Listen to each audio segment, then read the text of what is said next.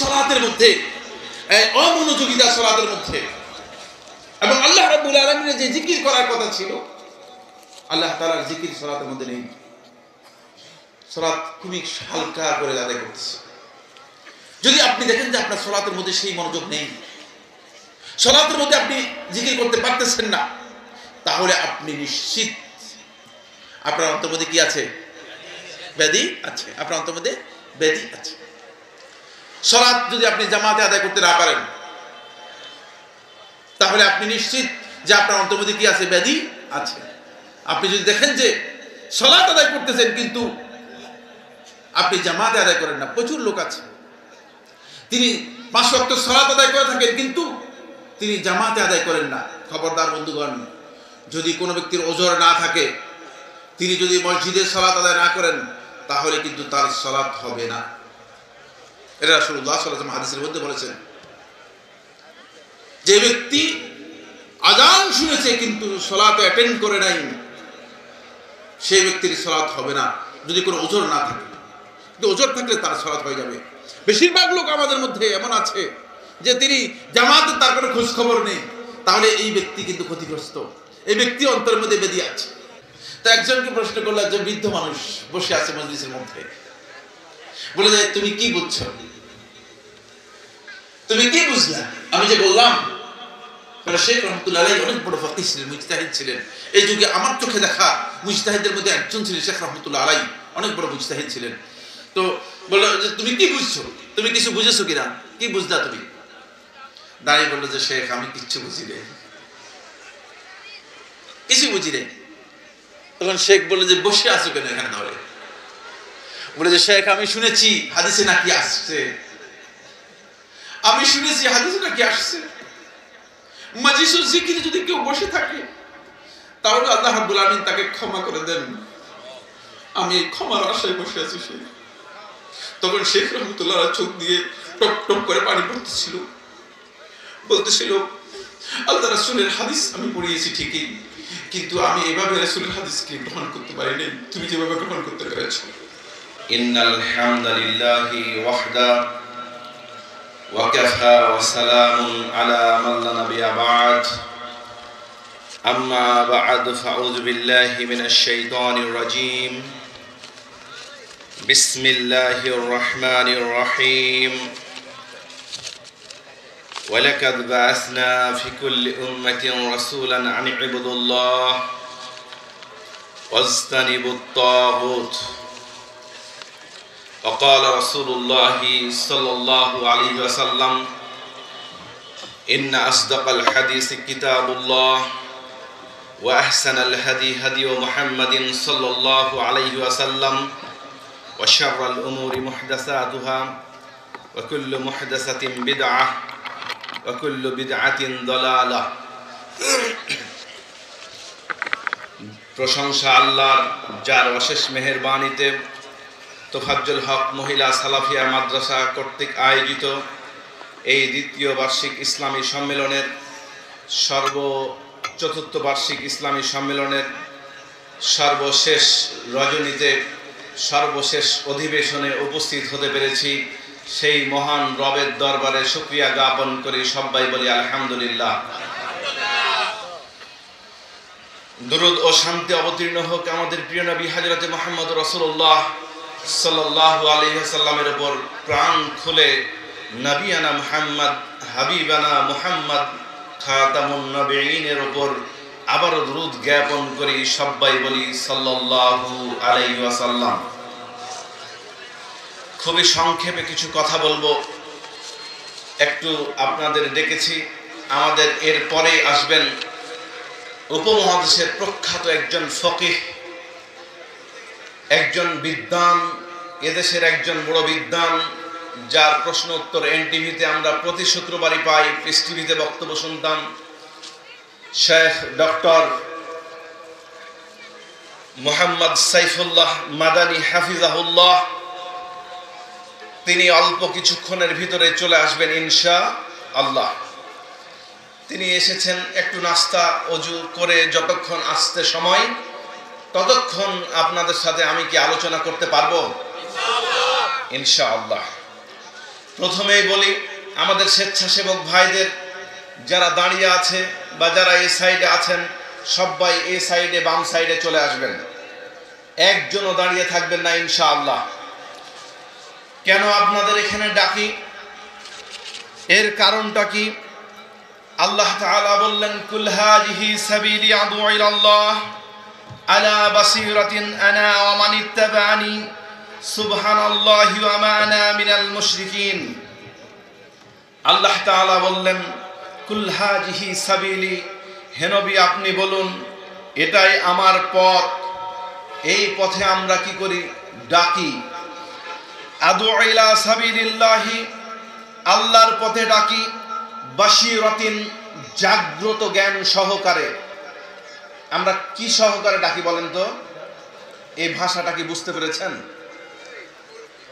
অনেকেই বুঝতে পারেননি, স্বাভাবিক। এরকম অনেক ভাষা আরবীয়রাও বুঝতো না, আরবি ভাষা। আল্লাহ নবী বলছেন, কুল্লু উম্মতি ইয়াদখুলুনাল জান্নাহ ইল্লা মান আবা। কিলা ইয়া রাসূলুল্লাহ মান আবা? আল্লাহ নবী, আবাটা কি? মানে ওই টার্মিনোলজি, ওই পরিভাষাটা সাহাবারা আরবি হলেও বুঝছেন না। এরকম থাকে না? আল্লাহ নবী বললেন, মান আতানি দাখালাল জান্নাহ, যে ব্যক্তি আমার অনুসরণ করে নিল সে জান্নাতে যাবে।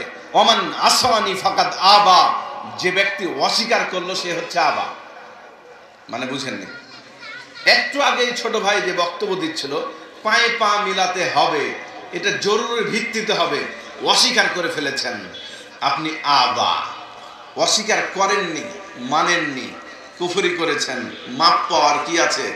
সুযোগ আছে। মাপ পাওয়ার কি আছে? সুযোগ আছে। কিন্তু অস্বীকারীর নামই হচ্ছে কি? আবা। আল্লাহ নবী বলছেন যে কেন এত গুরুত্বপূর্ণ এই হাদিসটি? কারণ হচ্ছে পৃথিবীতে স্বীকার অস্বীকারের বিষয় আছে। মানুষ কোনো আমল করতে পারবে না, এটা মানুষের সম্ভব।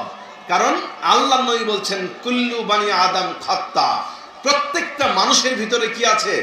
ভুল আছে। ওই মানুষটি হচ্ছে শ্রেষ্ঠ যে ভুলটাকে স্বীকার করে নেয় আর আল্লাহর কাছে তওবা করে। মানে বুঝতে পারেননি? দেখবেন প্রত্যেকটা মানুষের ভিতরে একটা গোলামি আছে, অন্ধত্ব আছে। এটাকে সুশীল করার জন্য, গতিশীল করার জন্য কেউ বলেছে শিক্ষা শান্তি প্রগতি, কেউ বলেছে শিক্ষা ঐক্য প্রগতি। বলেনি? প্রগতি মানে কি? প্রগতি মানে হচ্ছে সঠিক যেটা, সেটা গ্রহণ করার নামই হচ্ছে প্রগতি। ইমামে আজম আবু হানিফা রাহিমাহুল্লাহ বলছে, ইজা সহাল হাদিস ফাহুয়া মাজহাবি, যেটা সহিহ হাদিস সেটাই হচ্ছে আমার কি? মাযহাব। এটার নাম হচ্ছে প্রগতিশীলতা। বলেন তো তাহলে আহলে সুন্নাহ ওয়াল জামাআতের ভিতরে আমরা মনে করি হানাফি, শাফি, মালিকি, হাম্বলি, সবাই ফেরকানায়রা, সবাই আহলে সুন্নাহ ওয়াল জামাআত। এর ভিতরে সবচেয়ে কারা প্রগতিশীল? যারা আহলুল হাদিস।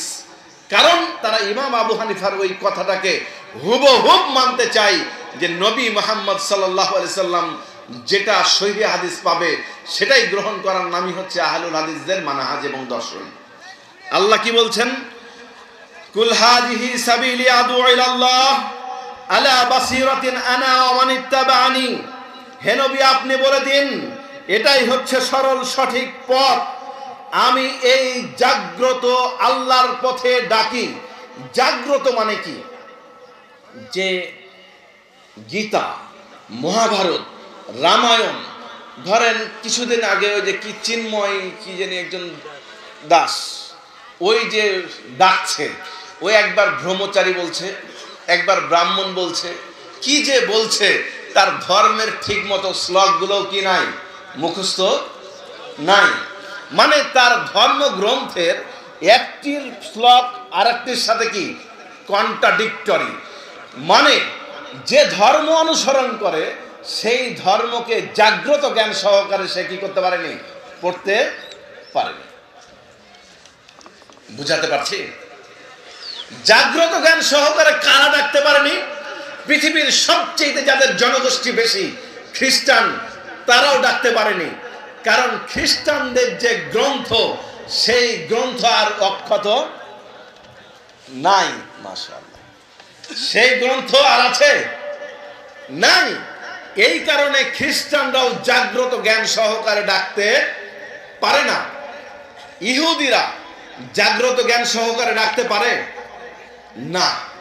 কারা ডাকতে পারে? একমাত্র মুসলিমরাই জাগ্রত জ্ঞান সহকারে ডাকতে পারে।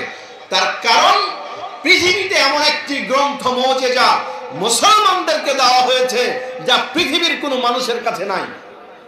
প্রমাণ বাইবেলের ওল্ড টেস্টমেন্ট বলেন, নিউ টেস্টমেন্ট বলেন, আমেরিকায় একরকম, আফ্রিকায় একরকম, ইউরোপে একরকম, এশিয়ায় আর এক রকম। গীতা মহাভারত ভারতের এক প্রদেশে এই আলিগড়ে একরকম, ছত্তিশগড়ে একরকম, পশ্চিমবঙ্গে আর এক রকম, বাংলাদেশে আর এক রকম। ত্রিপিটক এই মায়ানমারে একরকম, চায়নায় গিয়ে আর এক রকম হয়ে গেছে। কিন্তু 1450 বছর আগের যে মহাগ্রন্থ আল কোরআন একই হুবহু কপি অক্ষত আছে। এর চাইতে সত্য ধর্ম আর পৃথিবীতে কোনো কিছু টিকে থাকতে পারে? এর সার্টিফাই করে কে বলছেন? ইন্না নাহনু নাযালনা যিকরা ওয়া ইন্না লাহু লাহাফিজুন। এর স্বয়ং হেফাজতের দায়িত্ব কে নিয়েছেন? এদেশের সংবিধান 72-এ হয়েছে, এদেশের সংবিধান 1956-এ হয়েছে, এদেশের সংবিধান 72-এ হওয়ার পর 17 বার সংশোধন হয়েছে। ইন্ডিয়ার সংবিধান 48-এ হয়েছে, 110 বার সংশোধন হয়েছে, যেটা মানব জীবন চালানোর জন্য। একটা নোক্তা, একটা হরফ কোন সংশোধন দেখেছেন? কেন বলেন তো? কেন? এটাই প্রমাণ, এটা ঐশী গ্রন্থ। ওমা ইয়ান্তিকু আনিল হাওয়া ইন হুয়া ইল্লা ওয়াহিয়ুহা। এটাই হচ্ছে আল্লাহর ওহী। আর যেই ওহীকে জীবনের সর্বক্ষেত্রেই পরিচালিত করেছে আমাদের প্রিয় নবী হযরত মুহাম্মদ রাসূলুল্লাহ সাল্লাল্লাহু আলাইহি ওয়াসাল্লাম। এটা কি শুধু পুরুষদের ক্ষেত্রে না নারীদের ক্ষেত্রে? না না না, শুধু মনে হয় পুরুষদের ক্ষেত্রে। আল্লাহ যেমন বলেছে আল রিজালু কাওয়ামুনা আলান নিসা, অন্য জায়গায় আবার সূরা নিসায় নারীদের হক সম্পর্কে বর্ণনা করেছে কে? মিসলু যাকারে হাজ্জিল উনসাইন বলেছে কে? আল্লাহ। এটা এক দুজন বলছে। কেন বলেন তো? জমির ভাগ দেয়নি, বুঝেননি? আর আমার বাবা দেয়নি অথবা আপনি দেননি, জমির ভাগ দেয়নি। দেখেন, সিভিল ল ব্রিটিশ আমল থেকে অদ্যাবধি পর্যন্ত কিন্তু একই আছে, কেউ হাত দিতে পারেনি। সিভিল লটা মানে জমি জামলা, কারণ এটা খুব সেন্সিটিভ। ব্রিটিশ পেনাল কোডের বহু ল মানুষ গ্রহণ করবে, কিন্তু কোরআনের আইন গ্রহণ করতে তাদের সমস্যা হয়ে যাবে। কথা ঠিক না বেঠিক? কারণ তাদের অ্যালার্জি আছে, এই অ্যালার্জিকে কবর দিতেই হবে, দিতেই হবে। আল্লাহ বললেন ঠিক তো ঠিকই বলছেন, খালি রাজনৈতিক কথা বললে ঠিক আর নিজের বেলায় বেঠিক। বাপকে যায় বলেন ফুফুর জমিকে বুঝিয়ে দাও, ডিহি মাটি চুপ করে দাদার কাছ থেকে লিখে নিয়েছো, তুমি জানো না মিসলু যাকারি হাজ্জিল উনসাইন। হ্যাঁ, ফুফুর ভাগ ফুফুকে বুঝিয়ে দাও, 2 ভাগের 1 ভাগ, 3 ভাগের 1 ভাগ, আর 2 ভাগ তুমি পাবা। আপনার বাবা যদি মারা যায় আপনাকে বুঝিয়ে দিয়ে বাবার মুক্তি নিতে হবে, কোনোই পথ নেই। আল্লাহ তাআলা বললেন ওয়ামান লাম ইয়াহকুম বিমা আনজালাল্লাহ ফাউলাইকা হুমুল কাফিরুন। আল্লাহর বিধানকে যারা জবেহ করতে চায়, হত্যা করতে চায়, তারা নিঃসন্দেহে কাফের। আল্লাহর বিধানকে আপনি অবজ্ঞা করে সরাসরি নিজের লোভকে প্রতিষ্ঠিত করেছেন এবং আল্লাহর বিধানকে অবজ্ঞা করেছেন। জজ সাহেব বিচার করছে, আসারিকু আসারিকা ফাকাতু আইদাহুমা। এই চুরি করে মহিলা হোক আর নারী হোক, তার বিধান হচ্ছে হাত কাটা। চাঁপাইনবাবগঞ্জের জজ কোর্টের মানুষ, জজ বলছে আল্লাহ আমি মুসলিম, বিধান হাত কাটা, লেখা আছে আম চুরি করলে 6 মাসের জেল, কিচ্ছু করার নাই, 6 মাসের জেল দিলাম, ক্ষমা করে দিও আল্লাহ। আল্লাহ বলছে ওয়ামান লাম ইয়াহকুম বিমা আনজালাল্লাহ ফাউলাইকা হুমুল ফাসিকুন। তারপরেও তুই ফাসিক। আর কি করে একটি মুসলমানের তামান্না হবে না যে ইসলামিক অনুশাসনের উপর আমরা চলবো, আর ইসলামিক অনুশাসনকে বাদ দিয়ে নিজের মন গড়া পথে চলবো? এটা কোশ্চিনকালে হতে পারে না। ঠিক না? বেটাকে পড়ান রাজশাহীতে, বেটিকে পড়ান রোহানপুর কলেজে, এটাও ঠিক। কারণ পর্দার জন্য না, ওটাও বেপর্দা এটাও বেপর্দা। টাকা ওটার পিছে খরচ করে লাভ আছে, বাড়িতে থাকবে, আর ওটা তো পরের বাড়িতে বেচে দেবো। সোজা কথা বলে ওই পিতার লজ্জা নাক ধুলাই মলিন হোক, কারণ ওই পিতা সুবিচার করতে পারেনি। বেটি হলে আকিকা দেয় না, বেটা হলে খুশিতে আকিকা দেয়। কিয়ামতের ময়দানে ওই বেটি বুকের ওপর পা দিবে ওই মেয়ের, ওই বাপের, কারণ তার উপর অবিচার করা হয়েছে। অবিচার শত শত নারীর উপর অবিচার চলছে। অবিচার তো শুরু হয় প্রথম যখন কি জন্মগ্রহণ করে। দেখবেন এখন সরকার ঘোষণা দিয়েছে কোনো নারী যদি পেটে আসে যেন কি ডাক্তাররা আগে আল্ট্রাসাউন্ড করে না বলে। কারণ কি বৈষম্য শুরু হয়ে যায় স্ত্রীর উপর। কিন্তু এই বৈষম্যের দায়ভার কাকে নিতে হবে? আল্লাহ তাআলা বলবেন কাল কিয়ামতের ময়দানে লিমানিল মুলকিল ইয়াউম, আজকের দিনের তোমার টাকার ক্ষমতা নাই, অস্তিত্বের ক্ষমতা নাই, তোমার প্যানেল কোটের ক্ষমতা নাই, তোমার ওসিগিরির ক্ষমতা নাই, ডিসিগিরির ক্ষমতা নাই। লিমানিল মুলকিল ইয়াউম, আজকের দিনের বাদশাহী রাজত্ব আমার। তুমি পরিবারে তোমার ওয়াইফকে নির্যাতন করেছো, এই শুধু নারী জন্ম দেওয়ার কারণে জাহিলিয়াত বুকের ভিতরে গেঁথেছো, এই জন্য তোমার আজকে বিচার হবে। মেম্বারের বিচার হবে, চেয়ারম্যানের বিচারের বেলায় ঠিক। আর আমি যখন বাড়ির কর্তা ব্যক্তি নারীর প্রতি অবহেলা করছি, তখন আমার বিচার হবে না? আল্লাহ নবী বলছেন আলা কুল্লুকুম রাইন ওয়া কুল্লুকুম মাসউলুন আন রায়াতিহি। পৃথিবীর মানুষ শুনে রেখো, প্রত্যেকেই দায়িত্বশীল এবং প্রত্যেকের দায়িত্ব সম্পর্কে পুঙ্খানুপুঙ্খরূপে আল্লাহ তাআলা কিয়ামতের ময়দানে জিজ্ঞাসা করবেন। বলেন কি? মেয়েকে পড়াবেন না, ছেলেকে পড়াবেন। মেয়ে হয়েছে তাই আকিকা হবে না, আর ছেলে হলে একবারে কঠিন খুশিতে 14 গোষ্ঠী মেলে খাসি কিনতে চলে গেছে। টাটকা মুনাফিক। আগে দিন প্রতিষ্ঠা করতে হবে নিজের জীবনে, নিজের পরিবারে। আল্লাহ বললেন কু আনফুসাকুম ওয়া আহলিকুম নারা, তুমি বাঁচো, আহল বর্গদের বাঁচাও। তারপর অন্য কিছু। সম্মানিত উপস্থিতি, আলহামদুলিল্লাহ সুম্মা আলহামদুলিল্লাহ, লিল্লাহে তাকবীর, লিল্লাহে তাকবীর। আমাদের আজকের প্রধান আকর্ষণ আমাদের রাহবার, আমাদের ইলমি রাহবার উস্তাজুল আসাতিজা শেখ ডক্টর মোহাম্মদ সাইফুল্লাহ মাদানী হাফেজাহুল্লাহ রাআ চলে এসেছেন। আমি আর একটি কথা বাড়াবো না, ওনার কাছে তুলে দিতে চাই। স্যারের কাছে আমি একটু দোয়াও রাখতে চাই।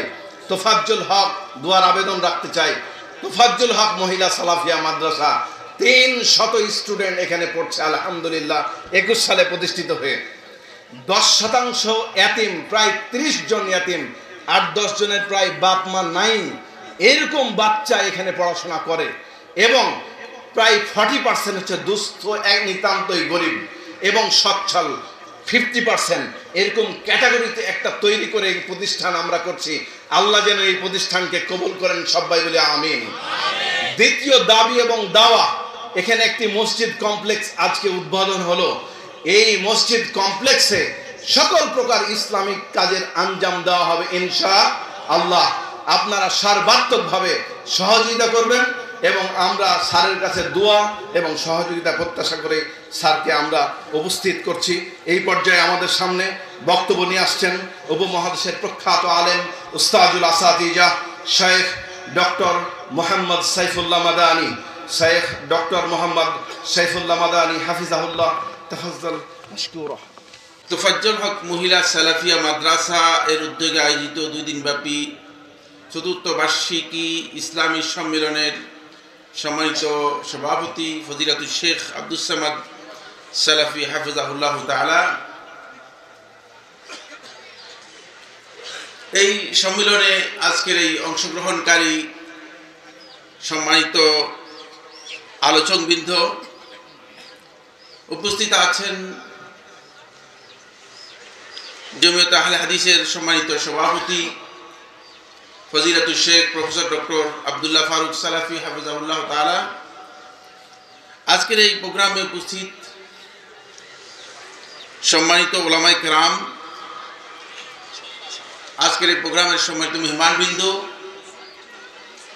আমার সামনে উপস্থিত সম্মানিত ইসলামী ভাতৃ মণ্ডলী, মহিলা প্যান্ডেল উপস্থিত সম্মানিত দিনী ভাই বোন, আমাদের এই প্রোগ্রাম যেখান থেকে যেভাবে দেখছেন সম্মানিত দিনী ভাই বোনেরা, প্রথমে আল্লাহ রাব্বুল আলামিনের প্রশংসা শুকরিয়া যে আল্লাহ সুবহানাহু ওয়া তাআলা আমাদেরকে মেহেরবানি করে এই ধরনের একটি মজলিসু জিকিরের মজলিসে একত্রিত হওয়ার আশার, বসার এবং কিছু শোনার তৌফিক দিয়েছেন।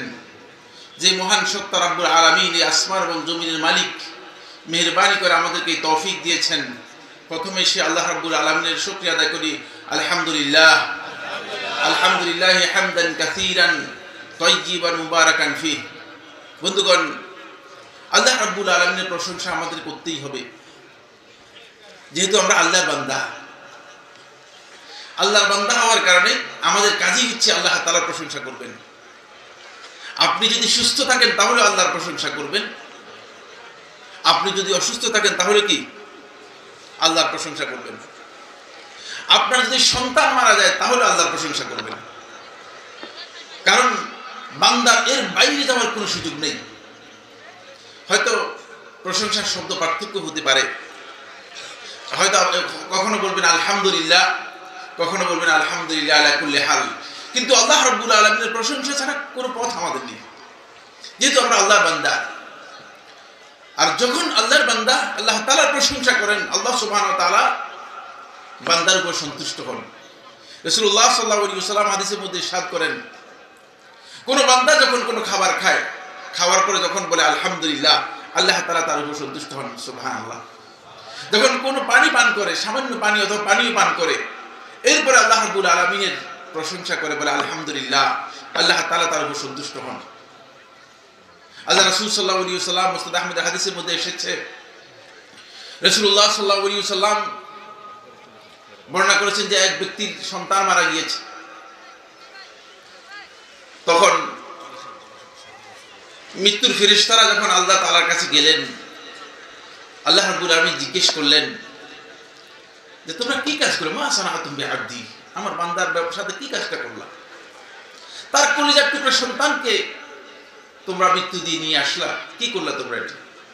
তখন ফেরেশতারা বলল, আল্লাহ, এটা তো আমাদের কিচ্ছু না, আমাদেরকে আপনি নির্দেশ দিয়েছেন, আমাদের করার কিছুই নেই,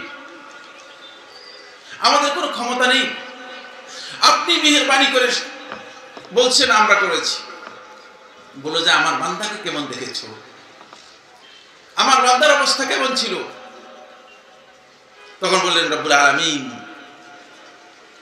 এই কঠিন মুহূর্তে আপনার বান্দা আপনার প্রশংসা করেছে এবং আপনার কাছে প্রত্যাবর্তন করে বলেছে ইন্না লিল্লাহি ওয়া ইন্না ইলাইহি রাজিউন, আমরা আল্লাহর জন্য, আমাদেরকে আল্লাহর কাছেই ফিরে যেতে হবে, এই ঘোষণা দিয়েছে। তখন আল্লাহ রাব্বুল আলামিন বললেন, ইসতাউ লিআবদি বাইতান ফিল জান্নাহ, তোমরা আমার বান্দার জন্য জান্নাতের মধ্যে একটা ঘর নির্মাণ করে দাও, ওয়াসাম্মুহু বাইতুল হামদ, এবং ওই ঘরের নাম দাও বাইতুল হামদ, প্রশংসার ঘর। যেহেতু আমার বান্দা বালা মুসিবত বিপদ আপদে আমার প্রশংসা করেছে, এজন্য তাকে বাইতুল হামদ, এই ঘর দিয়ে আমি সম্মানিত করব। সুবহানাল্লাহ। বন্ধুগণ, এই জন্য প্রশংসা আল্লাহ তাআলা করতে হবে। প্রশংসার সাথে জড়িত আছে শুকরিয়া। শুকরিয়া অত্যন্ত গুরুত্বপূর্ণ একটি বিষয়। মানুষের শুকরিয়া যদি আদায় না করেন, আল্লাহর শুকরিয়া আদায় করলেন না।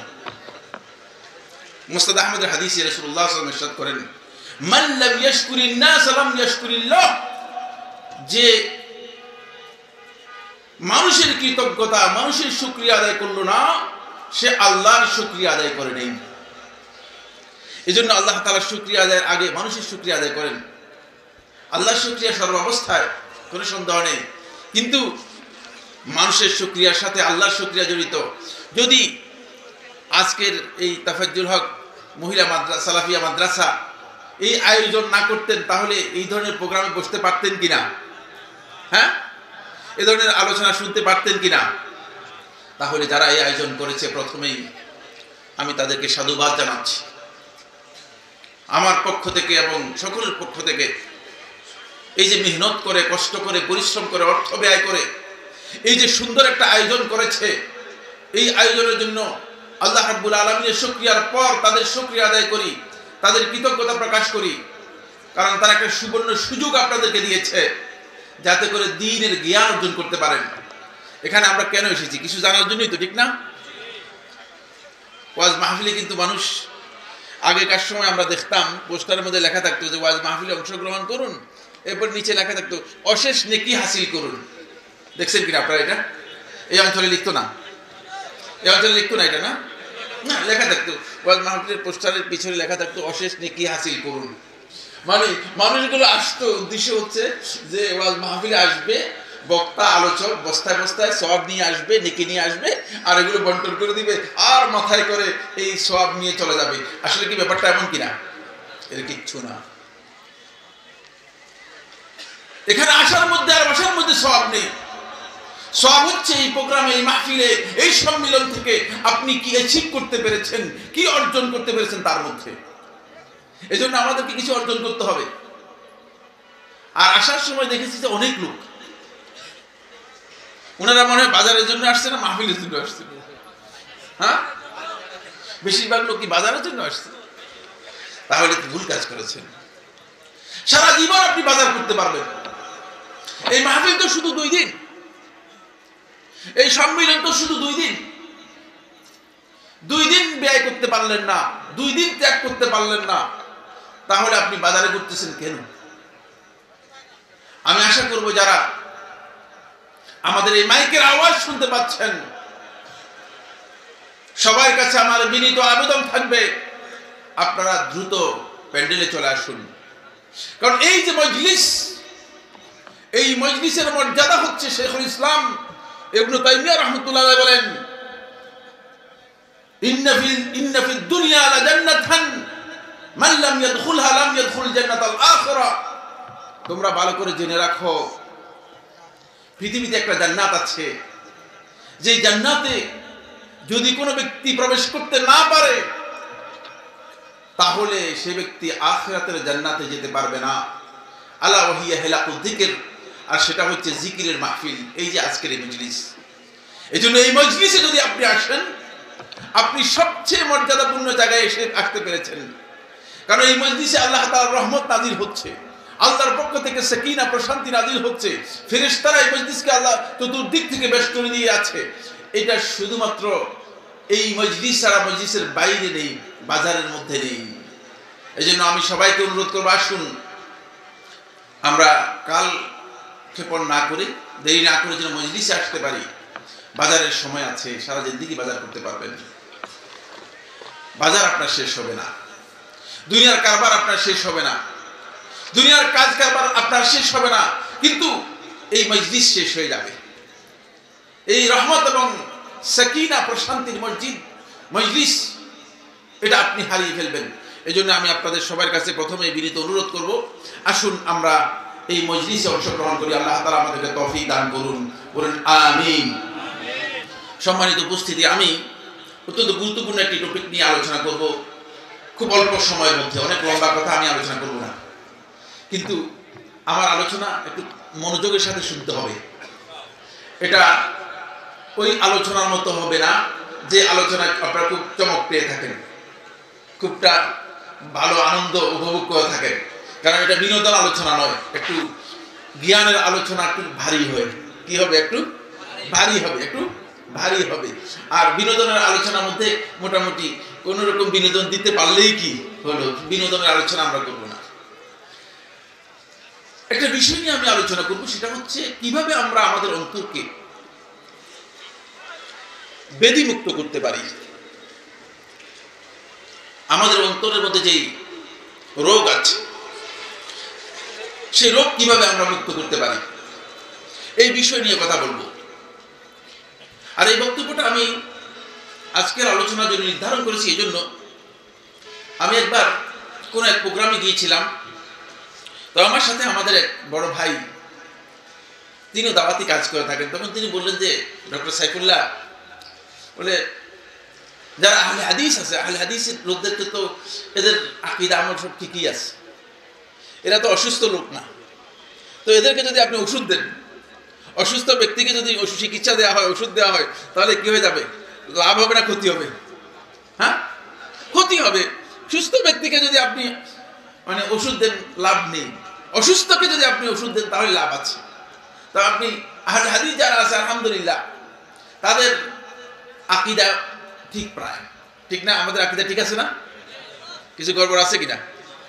আমি আর পরীক্ষা নিতে যাচ্ছি না, এখানে পরীক্ষার দরকার নেই, এই জন্য আমি নিচ্ছি না। তবে আমাদের দৃঢ় বিশ্বাস, আমাদের আস্থা হচ্ছে এই জায়গায়, আহলে হাদিস যারা আছেন, আলহামদুলিল্লাহ, তাদের আকীদা ঠিক আছে। ঠিক আছে তো ইনশাআল্লাহ? একটা আওয়াজ করে বলেন। আমাদের আকীদা জানতে হবে বন্ধুগণ।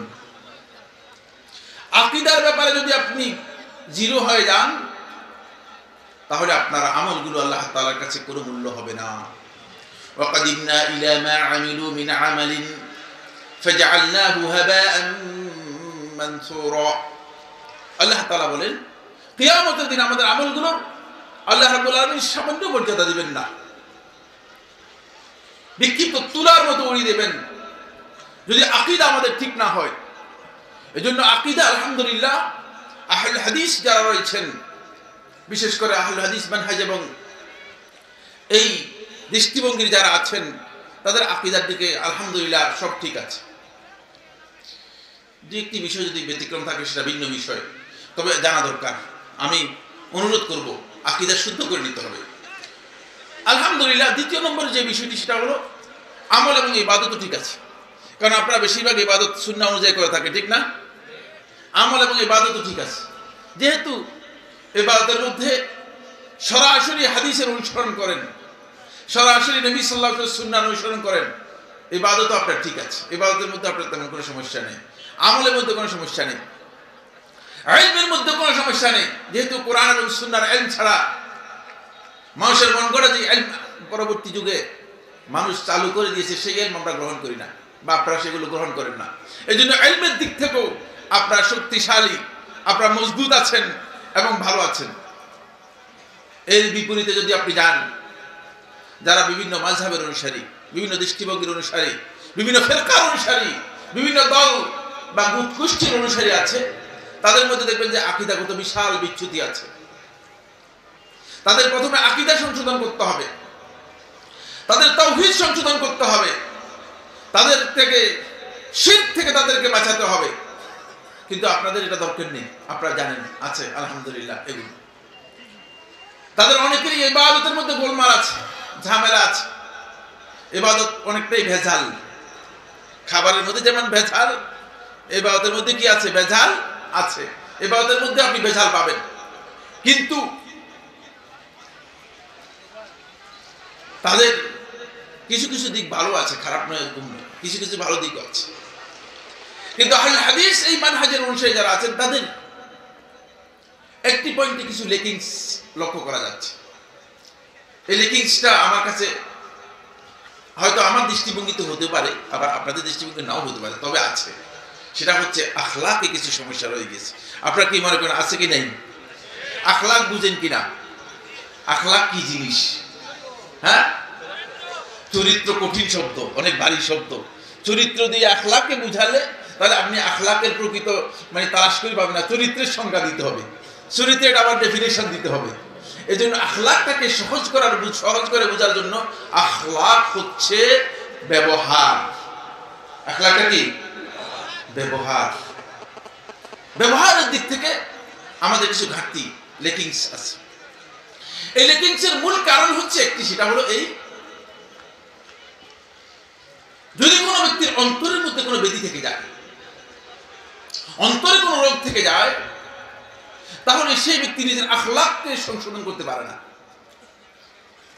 হতে পারে পৃথিবীর সবচেয়ে বড় জ্ঞানী, হতে পারে পৃথিবীর সবচেয়ে বড় আলেম, হতে পারে পৃথিবীর সবচেয়ে বড় আবেদ, হতে পারে পৃথিবীর সবচেয়ে বড় বুজুর্গ, কিন্তু যদি তার অন্তরের মধ্যে কোনো না কোনো জায়গায় একটু ঘাটতি থেকে যায় অথবা বেদি থেকে যায়, এই বেদিগুলো কিছু কথা আলোচনা করব, তাহলে সেই ব্যক্তি আখলাকটা তার সংশোধন করা কঠিন হয়ে যায়।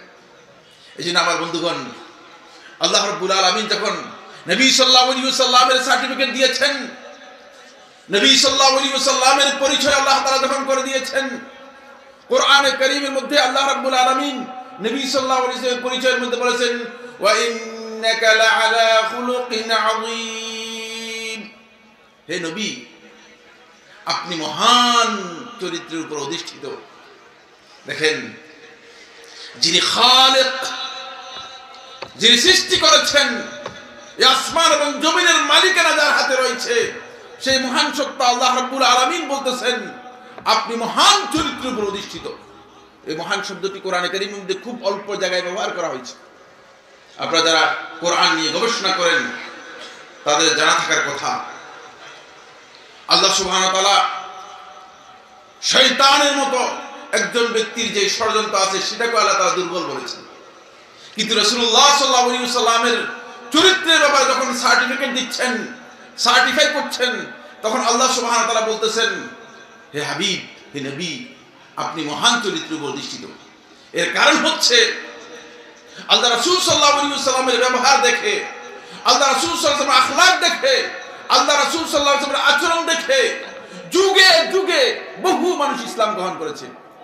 যারা ইসলাম গ্রহণ করেছে বেশিরভাগই রাসূলুল্লাহ সাল্লাল্লাহু আলাইহি ওয়াসাল্লামের আখলাক দেখে ইসলাম গ্রহণ করেছে। রাসূলুল্লাহ সাল্লাল্লাহু আলাইহি ওয়াসাল্লামের আখলাক দেখে ইসলাম গ্রহণ করেছে।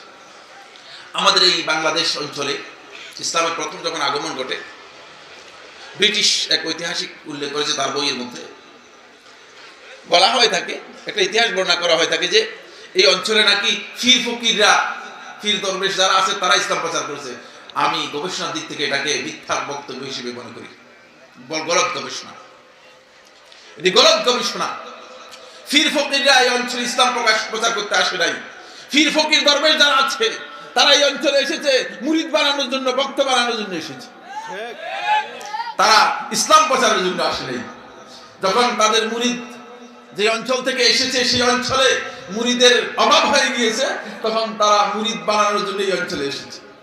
কারণ এই অঞ্চলের মানুষগুলো একটু সোজা। আসলে কি সোজা কিনা? আপনারা কি রাগ করতেছেন? সোজা বলতে পারি, সরল বুঝাচ্ছি, আপনারা আবার ভিন্ন বুঝবেন না। ফলে এই অঞ্চলে আসছে তারা শুধুমাত্র মুরিদ বানানোর জন্য। আমি যেটা বলতেছিলাম সেটা হচ্ছে ঐতিহাসিকভাবে স্বীকৃত একটি বিষয়, এই অঞ্চলে যারা আরব বণিক, তেজার মানে ব্যবসায়ী যারা ছিল, তুজ্জার যারা ছিল, এই অঞ্চলে তারা ওই চট্টগ্রাম হয়ে, শ্রীলঙ্কা হয়ে, মালয়েশিয়া পর্যন্ত এই দিক দিয়ে তারা আরব সাগর দিয়ে তারা আগমন করত এবং যেত। ওই তাদের আসা যাওয়ার সময় এই অঞ্চলে তারা নামতো। চট্টগ্রাম একটা তাদের, মালাক্কা একটা তাদের স্থান ছিল, মালদ্বীপে তাদের একটা স্থান ছিল, এখানে তারা অবতরণ করত।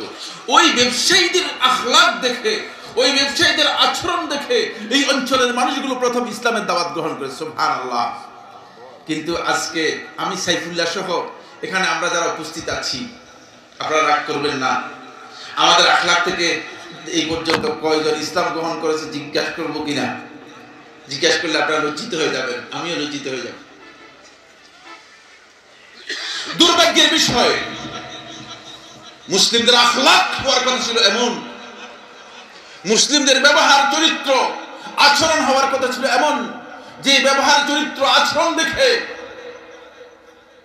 নির্দ্বিধায় একজন ব্যক্তি বলবে যে এই লোকগুলো আমাদের চেয়ে ভালো, ইসলাম গ্রহণ করবে।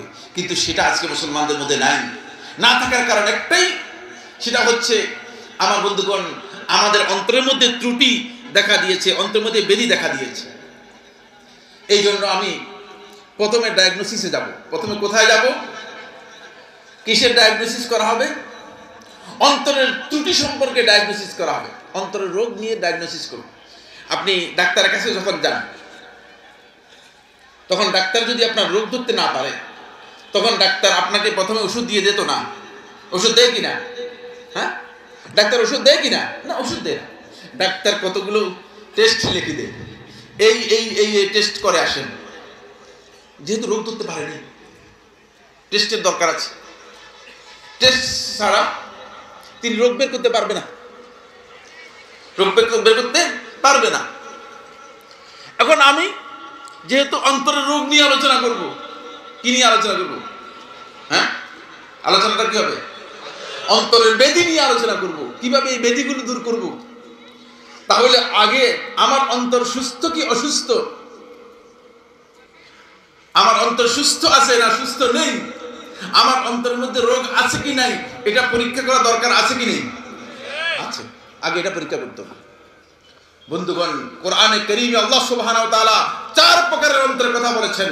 অন্তরের উপর আলোচনা করব না, আমি শুধুমাত্র আলোচনা করব অন্তরের ব্যাধি কিছু দিক আলোচনা করব। কয় প্রকারের অন্তরের কথা আলোচনা করেছেন? 4 প্রকারের অন্তরের কথা আলোচনা করেছেন। তার মধ্যে ব্যাধিগ্রস্ত যে অন্তর রয়েছে সেটা হচ্ছে ওই অন্তর যে অন্তর শক্ত হয়ে যায়। প্রথমে এর ডায়াগনোসিসে যাই, এরপর আমরা এর চিকিৎসা পদ্ধতিতে আসব। আসুন, শেখুল ইসলাম ইবনুল কাইয়্যিম রাহিমাহুল্লাহ তাআলা তার কিতাবুল ফাওয়ায়েদের মধ্যে উল্লেখ করেন আব্দুল্লাহ ইবনে মাসউদ রাদিয়াল্লাহু তাআলা আনহু থেকে। এটা মওকুফ সহিহ হাদিস। আপনারা যারা হাদিস সম্পর্কে জ্ঞান রাখেন বুঝতে পারবেন মওকুফ সহিহ হাদিস। আব্দুল্লাহ ইবনে মাসউদ রাদিয়াল্লাহু বর্ণনা করেন, তিনি বলেন শেখুল ইসলাম রাহমাতুল্লাহ আলাইহি শুধুমাত্র বর্ণনা করেছেন কিন্তু সনদ উল্লেখ করেন নাই। অন্য কিতাবের মধ্যে এর সনদ এসেছে। আব্দুল্লাহ ইবনে মাসউদ রাদিয়াল্লাহু থেকে বর্ণিত, তিনি বলেন উতলুব কলবাকা ফি সালাসাতি মাওয়াতিন, হে আল্লাহর বান্দা, তুমি তোমার অন্তরকে তালাশ করো, অনুসন্ধান করো, অন্তরকে খুঁজে বের করো 3 জায়গায়। কয় জায়গায় বললাম? 3 জায়গায়। 3টা টেস্ট। কয়টা টেস্ট হবে? আরেকটা আছে, যুক্ত হবে এর সাথে। এই 3টি টেস্টের মাধ্যমে আপনি বুঝতে পারবেন আপনার অন্তর আদৌ ব্যাধিগ্রস্ত কিনা, আদৌ রোগাক্রান্ত কিনা, আপনার অন্তরের মধ্যে কোনো ত্রুটি আছে কিনা। 1 নম্বর, عند سماع القرآن وتلاوته, কোরআন তেলাওয়াত এবং কোরআন শ্রবণ করার জায়গায় যদি দেখো যে তোমার অন্তর সায় দেয়, যদি দেখো যে তোমার অন্তরের মধ্যে পরিবর্তন আসতেছে, যদি দেখো যে তোমার অন্তর কোরআন দ্বারা প্রভাবিত হচ্ছে, যদি দেখো যে কোরআন তেলাওয়াত করতে তোমার অন্তর অবিরাম চাচ্ছে, তাহলে বুঝতে হবে যে তোমার অন্তরে ব্যাধি নেই।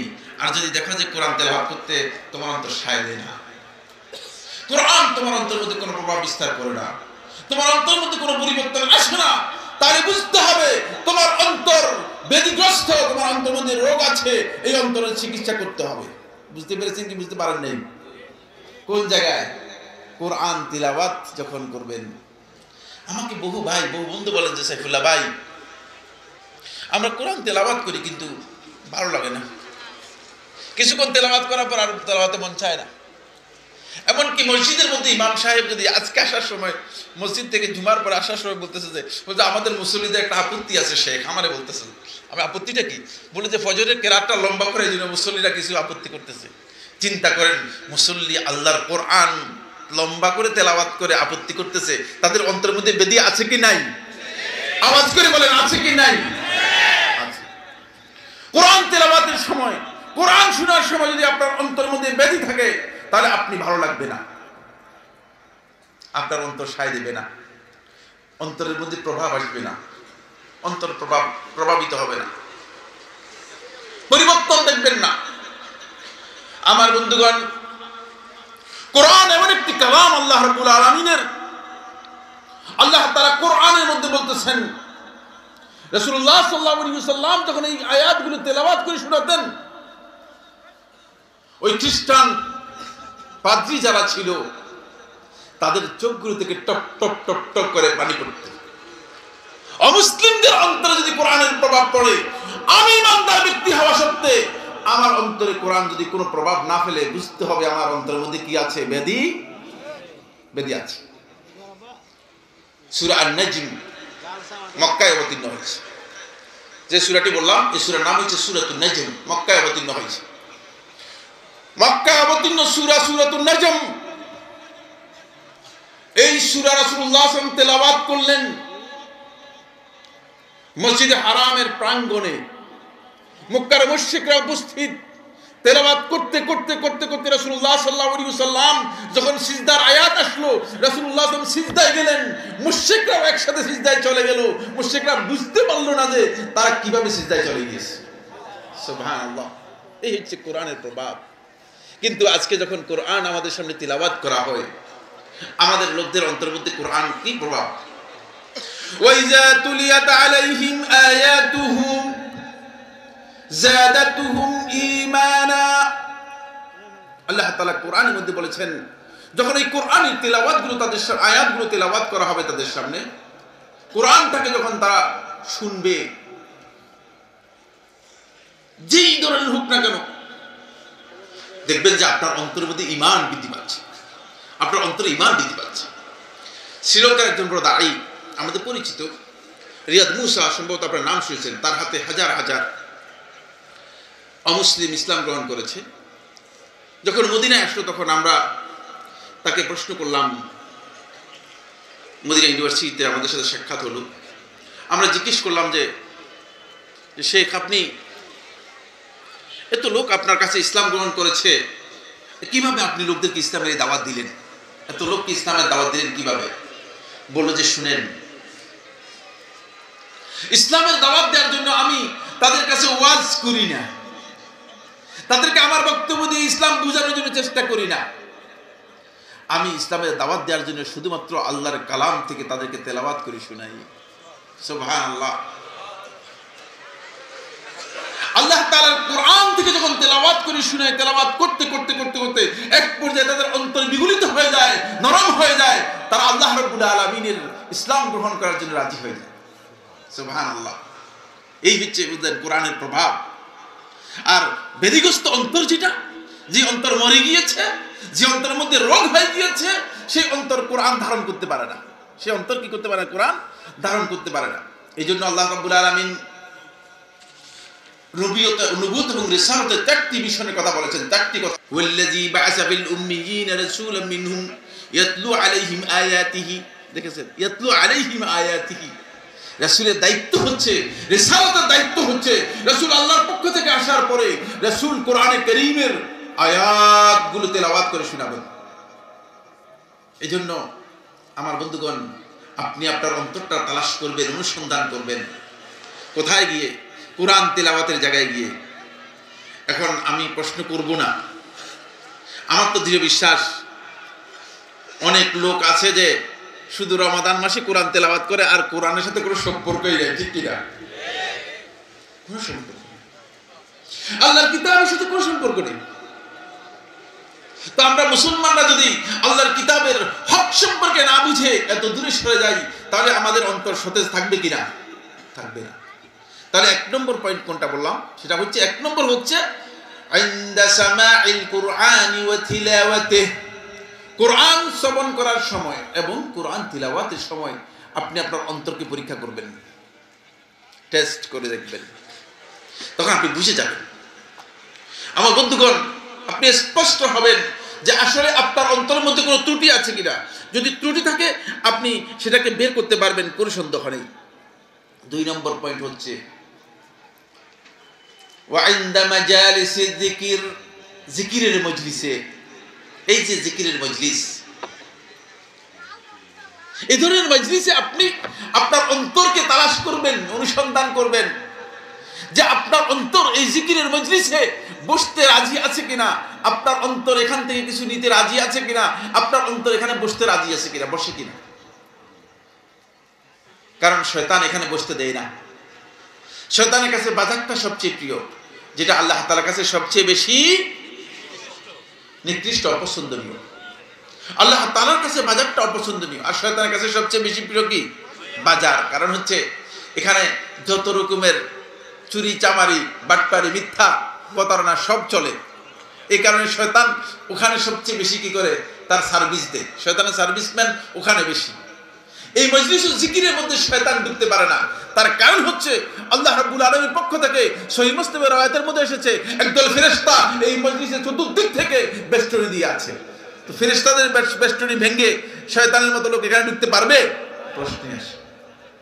এজন্য আপনি যখন তালাশ করবেন, আপনার অন্তরটা অনুসন্ধান করবেন, মজলিস ও জিকিরে আসলে কেমন মনে হয়। 2 দিনের এই যে প্রোগ্রাম, এই 2 দিনের প্রোগ্রামে, এই সম্মেলনে কতটুকু আপনার অন্তর পরিবর্তন হয়েছে একটু পরীক্ষা করুন।